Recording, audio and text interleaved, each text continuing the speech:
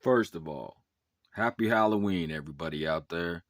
Whoever's been checking out all these videos, I appreciate y'all. This is day 31 of the 31 days of slashers. Now, this one right here is one that's near and dear to my heart. One of the first horror movies I ever seen. I remembered like this scarecrow imagery when I was really young. I had to be super young when I seen this.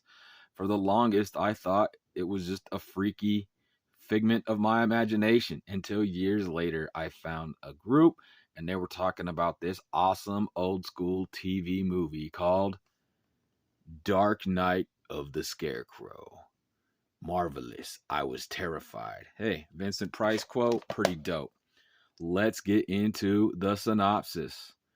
When young Marilee Williams is found viciously mauled, all hell breaks loose in her small rural town. Officious postmaster, I guess that's how you say that, Otis P. Hazelrig leads a gang of bigots in pursuit of the suspect, her mentally challenged friend Bubba Ritter, played by Larry Drake, who freaking kicks ass, who's also Dr. Giggles, by the way, and also Durant in the Darkman movies and many other things. Also plays the killer Santa Claus in one of my favorite episodes of Tales from the Crypt. So, finding him hiding inside a scarecrow.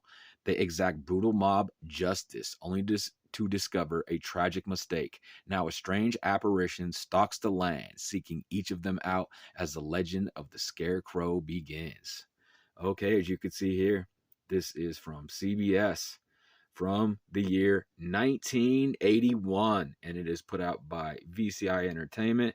So we have an early 80s slasher movie that was on network television on CBS.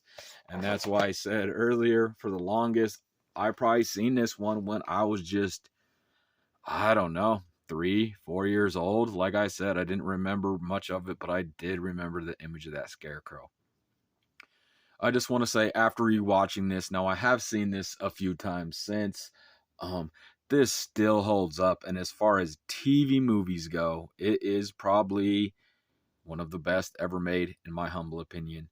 You have a great cast, super well acted for a TV movie. They don't have to show the gore. They don't have to get crazy with the blood and stuff. A lot of the kills are off screen and everything, but the way this one is shot, the way that it plays out, a lot of things are implied that you don't really have to see it. It's done really freaking good for a TV movie.